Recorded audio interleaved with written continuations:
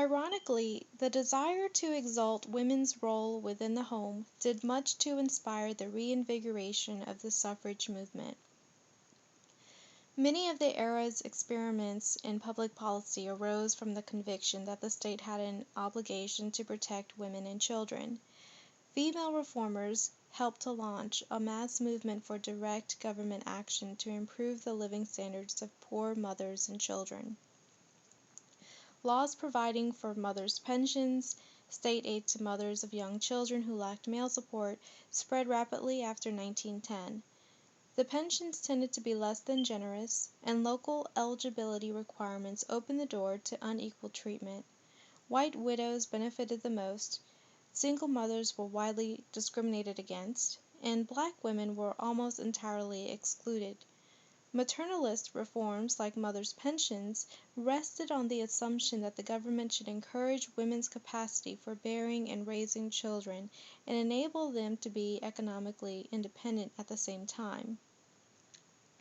Both feminists and believers in conventional domestic roles supported such measures, in the former hope that these laws would subvert women's dependence on men, the latter that they would strengthen traditional families and the mother-child bond. Other progressive legislation recognized that large numbers of women did in fact work outside the home, but defined them as a dependent group, like children, in need of state protection in ways male workers were not. In 1908, in the landmark case of Muller versus Oregon, Louise D. Brandeis filed a famous brief citing scientific and sociological studies to demonstrate that because they had less strength and endurance than men, long hours of labor were dangerous for women, while their unique ability to bear children gave the government a legitimate interest in their working conditions. Persuaded by Brandeis's argument, the Supreme Court unanimously upheld the constitutionality of an Oregon law setting maximum working hours for women. Thus, 3 years after the notorious Lochner decision invalidating a New York law limiting the working hours of male bakers, the court created the first large breach in liberty of contract doctrine. But the cost was high.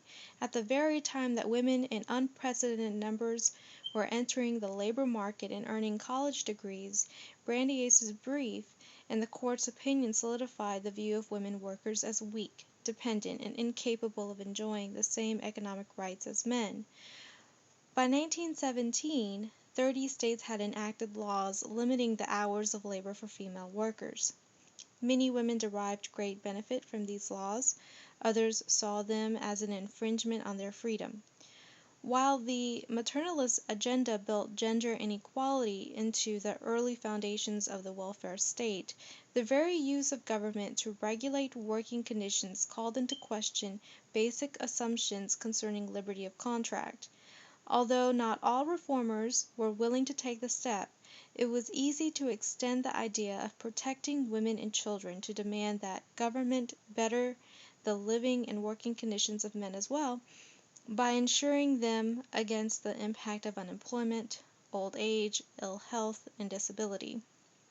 Brandeis himself insisted that government should concern itself with the health, income, and future prospects of all its citizens.